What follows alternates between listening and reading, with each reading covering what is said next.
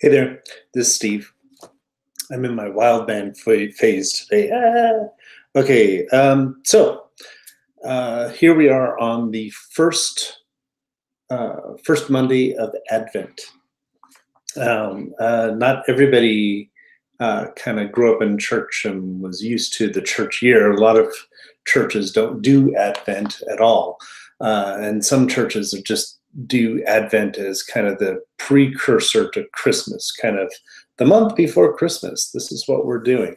Um, and I know that the first time I really experienced Advent, they just had an Advent candle. So, like for 4 weeks, you lit the candle, but there wasn't actually much explanation of what the candle meant or how or anything about it. Advent is the period of waiting for the promise of God. So the promise of God is kind of what I'll be talking about the next few weeks. The promise of God specifically in Isaiah, and see like this right here, Hope in Isaiah. So that's got the scriptures, which are upside down, because I printed the inside upside down in comparison to the outside. But anyway, but Advent is the waiting or the longing for the promise of God. And Christmas is the time of the celebration of the incarnation of God. And so the promise. The thing is that when you look in the Bible, when they talk about God coming, they don't talk about like God coming in as a baby. That's for sure. Doesn't talk about that. It does talk about God kind of coming from a distance and going down a highway, the King's Highway, and coming down and approaching Jerusalem. And that's the way that the Old Testament prophets especially talked about it. And so Advent is, in a sense, waiting for that time that God is going to come. Advent means the coming, incarnation means the infleshing. And so in the Christian calendar, Advent is a time of remembering the promise and hoping for the promise and knowing what that promise is, and then realizing, the fulfillment of that promise is the incarnation, is the infleshing of God. And it's like, whoa, surprise! Oh, we weren't expecting this. Anyway, and so that's kind of what it is. Now, the thing is that that I go on about this, and I really love the Bible. I just love the Bible because I see the Bible as being full of hope. There's all this hope in there and all these great expectations, and especially hope for the poor, that the Bible was written mostly by the poor, for people who were suffering and persecuted, and that all comes to a head in Jesus, who is making a people of the poor, for the poor, and creating a path of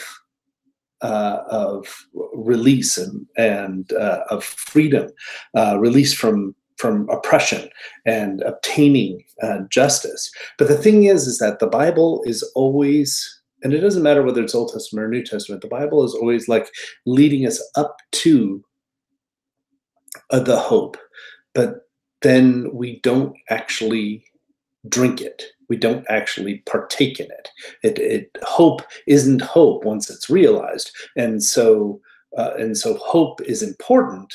It helps us to survive every day, gets us up and gets us like, well, I hope this will happen, or I'll be working for this to happen. But it always leads us to it. So, for instance, the very famous passage in Psalm 42, it talks about, it says, as the deer pants for the running stream, but it actually says in Hebrew, as the deer pants for the edge of the running stream. So the deer is desiring almost being to the stream. So it's like there's 2 steps away from the deer is actually 2 steps away from the stream. It's longing for the stream, but even so, even when it gets to the stream, it only makes it to the edge. It doesn't actually plunge in the stream and getting the water. It's desiring the almost. And it's interesting that it talks about that, which is why some philosophers say that hope is something that is pointless. That's something that actually prevents us from acting, prevents us from taking that last step. That's something that Nietzsche said. And another great philosopher that I know, Diane Kimes, is saying, well, but if you don't have hope, then you don't actually have anything to act on. You have to have hope in order to act. And so I can't wait actually for my wife Diane to actually, maybe someday she can have like a debate with Nietzsche, because she's always against Nietzsche. Every time that Nietzsche says anything, she's like, no, that's not reality. What are you talking about, Nietzsche? You're crazy. Anyway, but the thing is that the one thing or tool that we might use to obtain hope, somebody else might be to somebody else a tool for fear or for oppression. So a friend of mine this week, she was in a lower parking garage, and she saw two guys over in the distance, and they were kind of trading guns. They were putting ammo in the guns, and they were talking about the guns and stuff like that. It freaked her out. She calls 911, says, hey, there's some guys, and they've got some guns. And the operator says, ma'am, are you from Portland? Yeah, I'm from Portland. But we're out here a bit in the country, and two guys holding guns and talking about guns is not an emergency in our book. I mean, really, no, we're not going to send anybody over there. But the thing is that she was sincerely scared. I mean, she reads the news about these people who take guns and they're shooting places up. And so she was kind of freaked out. But for these guys, guns are their protection, guns are for food, guns are lots of things, but it's nothing to be freaked out about. For them, this is a normal part of their life, and this is a good thing, and there's no problem with it. But for her, it was an object of fear and even of oppression, that this is something that is fearful. And this is the way things go. In the same way, I had a kind of a difficult conversation with one of my friends this week. So she posted a passage from the book of Acts and talk about the early church as a violent cult. And I'm like, I'm freaking out, because she's talking about the church right after Jesus, not like later on in the 3rd or 4th century, but talking about right after Jesus and saying, well, they're a violent cult and even murderous. And I'm like, I'm ready to step in and correct her perception. And then I stop and I kind of think, because I had to think about how I was going to talk to her about this. I mean, it hurt me, because this is like, Luke Acts, that's like my book. What are you doing? But she grew up in a very religious society. She grew up in a very religious society in which her own father denied her ancestry. It denied her basic freedoms, denied her ability to live in a way that she could deal with. And she blames her father for some of this. She blames the patriarchy for some of it. She blames the religion that he was a part of, and the whole context that she grew up in. But also she blames the Bible. And the reason is because whenever she's asking, well, why are you doing this? I need to be this way. Or why did you? Well, the Bible says. It always comes back to the Bible. It always comes back to what it is that she sees the Bible as. So the very thing that gives me hope puts fear in her. That's the very thing, the very tool that was used to oppress her. And so when she's done her history, when she did her history work on the Bible and stuff like that, she found some history books that talked about the early church being a murderous cult and all of that. And so that was the way that she went, because from her experience, the Bible is better used as a tool of oppression than how it was originally used at first, which was a tool of hope for people who were being oppressed. And the thing is that all throughout the centuries, now you've got to look at the history of the Bible and see that it was used equally in both ways. The majority of the world for the last millennia had been oppressed by people who used the Bible as one of their main tools. So the Bible has certainly been a tool of oppression for the majority of the world over the last 1,000 years. But before that, there are a lot of parts of the Bible. I wouldn't say the whole Bible, but a lot of the parts of the Bible were used as tools of liberation for people who are poor and people who are oppressed. Certainly, the Gospels and the words of Jesus are being used by that, and certainly, and definitely the story of the Exodus and other parts of Scripture have been used by people who were slaves, used by people who have been trapped in poverty and in horrible circumstances, and it was used to subvert the very leadership that was trying to oppress them, that might even use the Bible to oppress them. They're using the Bible as a means of freedom. And so the Bible is tricky.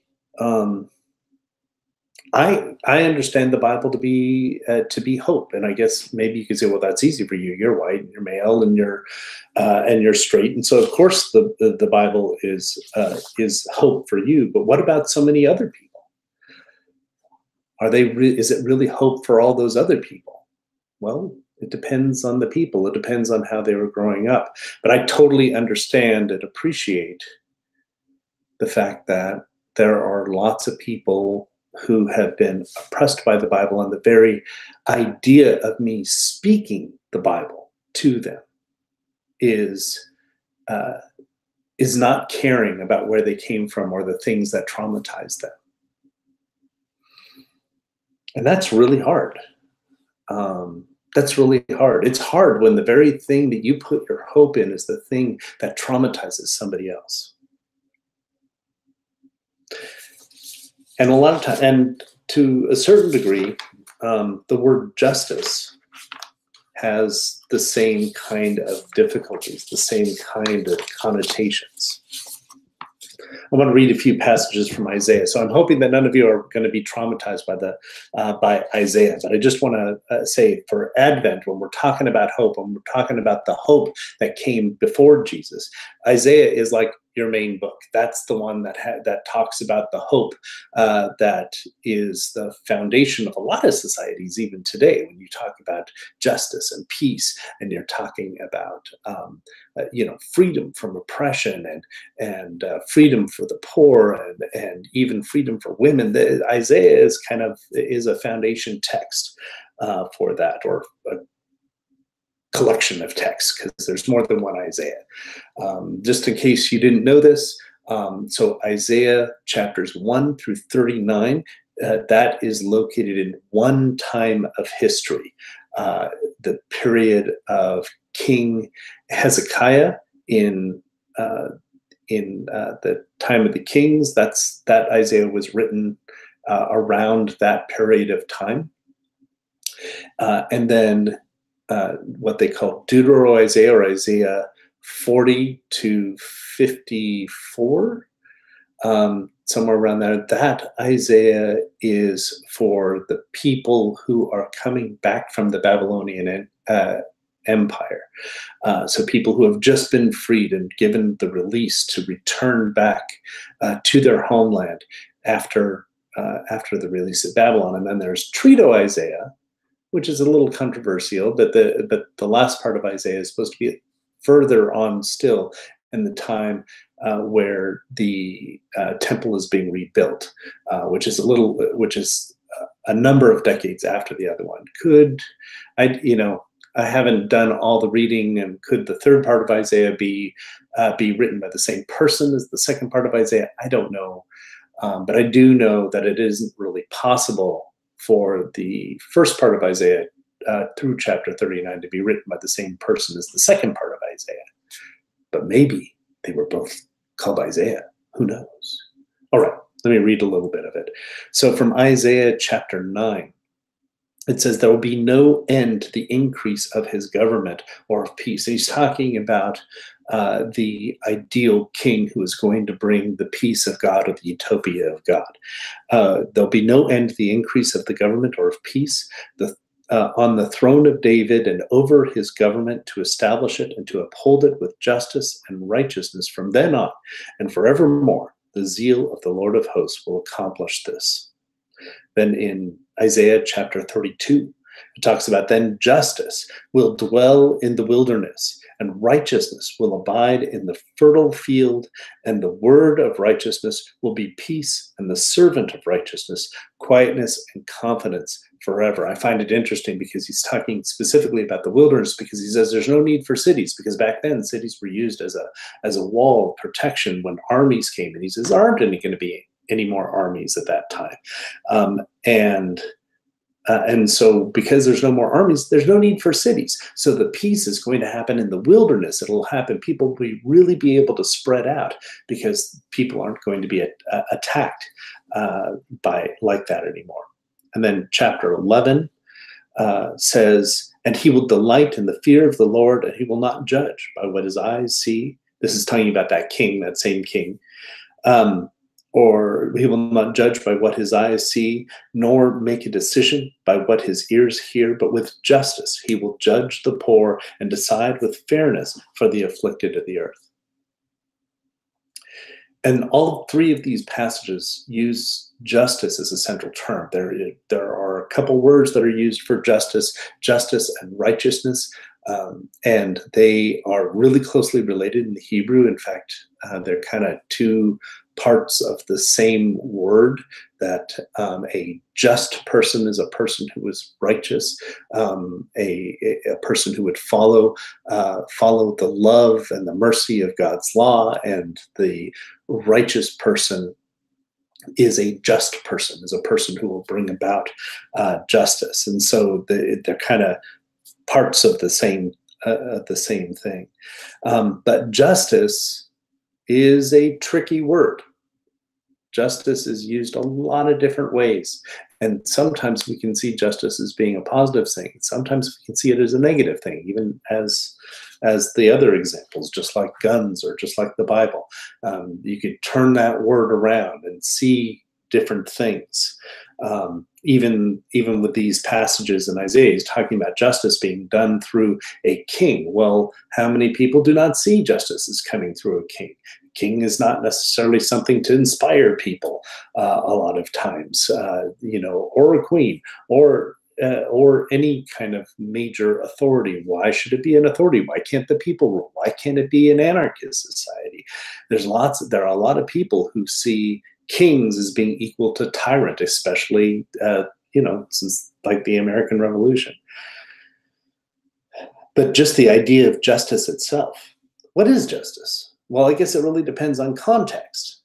You can ask a person whose family member was murdered about what justice means. Or you could talk to the person who was accused of murdering that person, but he was actually innocent. What does justice mean to her as opposed to him? Are they the same thing? No, they're not. Do they, and so that's, what about an officer who is trying to make an orderly society?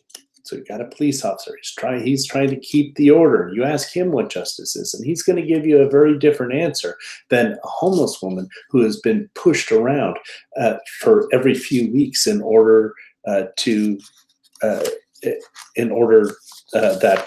the neighbors can live their NIMBY lives.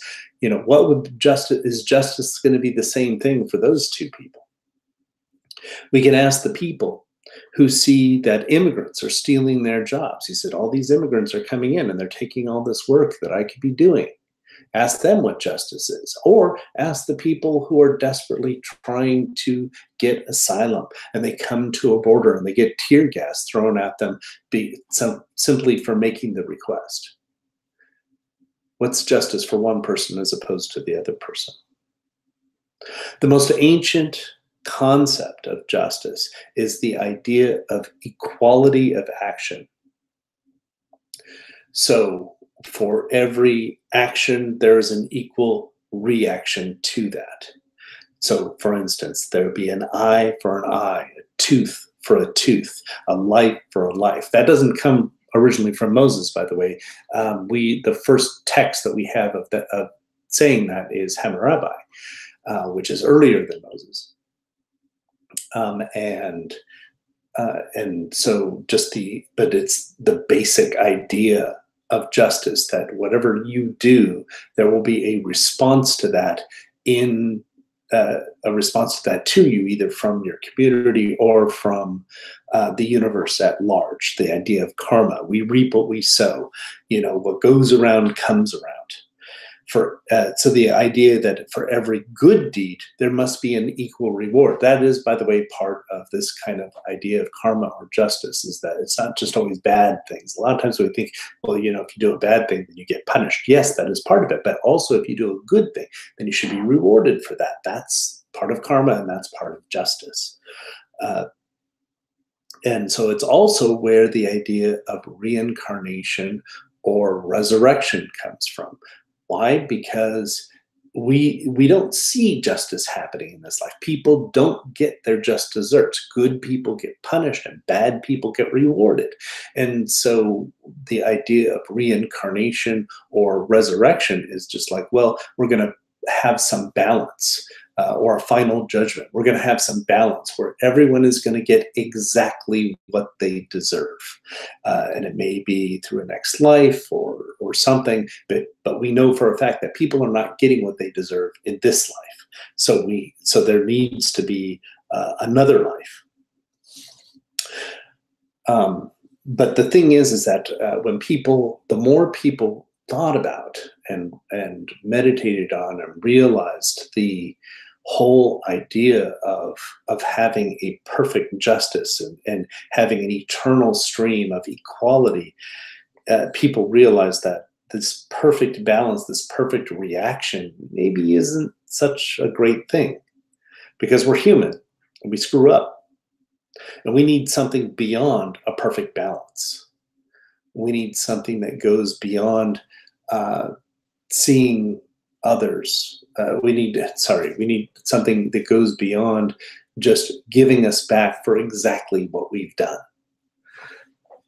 And for a lot of us, we kind of get nervous because we might see that what we do is maybe not so much great on the balance of positive things, And is it a balance? I mean, you do one thing.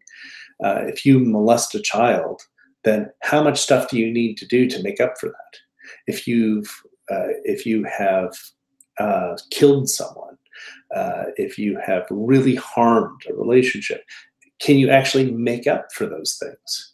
Shouldn't we feel a perpetual guilt for doing certain kinds of things? And shouldn't there be an eternal harm? How is there possibly going to be a balance in any of our lives? It's just really, it's very difficult. And so a lot of times this is why religions developed other things, that whether it be a middle path or a way of grace, to say, well, there's a way out of perfect karma. Both Hinduism and Buddhism, and also actually Christianity, are looking for ways to get out of that perfect balance of karma. They're trying to find a way to get out of that whole cycle, recognizing that it's actually just a dead end. It can never end.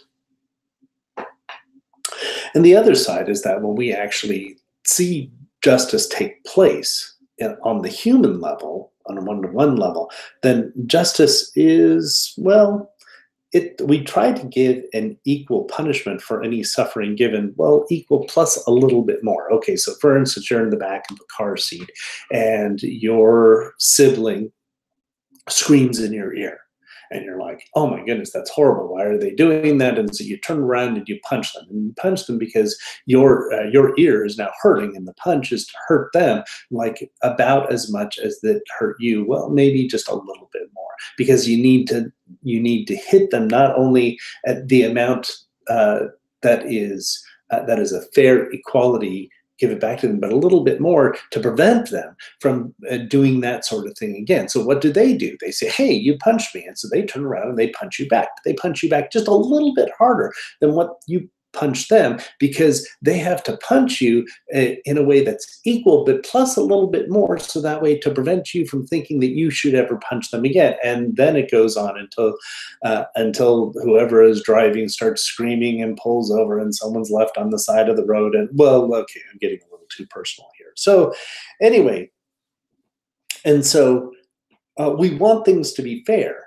but in our heart of hearts as a human being, we want things to be, well, a little bit more fair for us and for our family and for the people that we love. We want to make sure that we have the basics that we need. We need to make sure that we're okay, and that the people that we love is okay. And that doesn't mean that we don't want other people to be okay, but if it comes down between them and us, I mean, we're probably going to choose us, because that's the way it goes. That's and this is why justice ends up cycling down into something that is not just at all, into something that basically it's the people with power who say, well, we need this, and I know that means that you don't get this, but we really need this. We need more money because our lifestyle, people who are wealthy, well, we need more money because our lifestyle requires us, for us to live a just, equitable life, then we need to have a little bit more than most people have. And if that means that other people don't have housing, well, that's okay. I guess that's just has to be the way it is. What are you going to do? We need to have security. And if that means that you have less security, well, I'm sorry, but I guess that's just going to have to be the way it is. And therefore, we end up in an unjust society because we want justice for us more than anybody else. Justice, in the end, when we put it in a human relationship, is no longer equal at all. And this is why justice by itself, on a human level or even on a cosmic level, cannot be just equity. It must include mercy and compassion. That doesn't mean that everybody is going to get mercy and compassion, but we cannot have a balance unless there's also mercy and compassion for people in need. And this is actually what Isaiah is talking about. In chapter 11, one of the parts that I read, he says that the true hope is not just justice, but justice for the poor, which sounds like a bad thing. Oh my goodness, poor are going to get justice, they're going to get punished. No. It's actually the other way around. The fact is that the well-off, the powerful, the wealthy, the privileged, they don't need justice as much as poor people do, because the people who are well-off can create their own justice. They can go to the courts and they can purchase the justice that they need, but the poor have to have it handed to them. And if you have to have justice given to you, then most of the time you're not going to get justice at all, because you're only going to get the justice that you can afford. And I say that as our society, I've seen it happen. I mean, let's say for me, as a person, if I get arrested, as I did, and I needed to defend myself, then I can go on a GoFundMe, and I have enough relationships and I have enough people with finances that I can get the finances that I need and hire a lawyer that's going to do a good job for me. I actually know a good lawyer, a couple of good lawyers, and they can provide me justice. I'm not saying that they're going to get me scot-free, and no, they'll actually give me justice, and I think that would be great. But somebody on the street, in fact, a friend of mine who was on the street, and he was accused of molesting a child, but he didn't do it. The problem is that his friend, who knew that he didn't do it, wasn't able to be reached. Nobody could get him, and nobody could pay lawyers to be able to search the area to find him. And so he ended up with no witnesses, and so it was just his word against the mother's word, and so he was sent to prison for 7 years for something that he didn't do. And so he couldn't afford justice. And that's the way it works in our society. That's the reality, is that you don't actually get justice. And so the hope of Isaiah is that people who are poor, people who are at the bottom of the heap, that people who are immigrants, that people who are homeless, and people who are who don't have the money or the power or the influence in order to get justice, that those people can get justice too. That whoever is in charge will not just say, well, I'm going to treat everybody equally, but they will recognize that they have to go out of their way in order to give people who are poor an equal treatment as for everyone else. And that is really hard to do. I really highly recommend it. There's a podcast called Serial, which is kind of a famous podcast as far as podcasts go. It's so Serial, Serial. And the third season of Serial just talks about the justice system in one particular court, which is representative of any court in the United States. And it talks about how difficult it is for justice to get done on an everyday basis, especially for people who are poor. And here's Isaiah 3,000 years ago talking about the same situation, 2,500 years ago, talking about the same kind of situation, saying the poor don't get justice. That's something that is going to require a special level in order to be able to maintain the poor to get justice.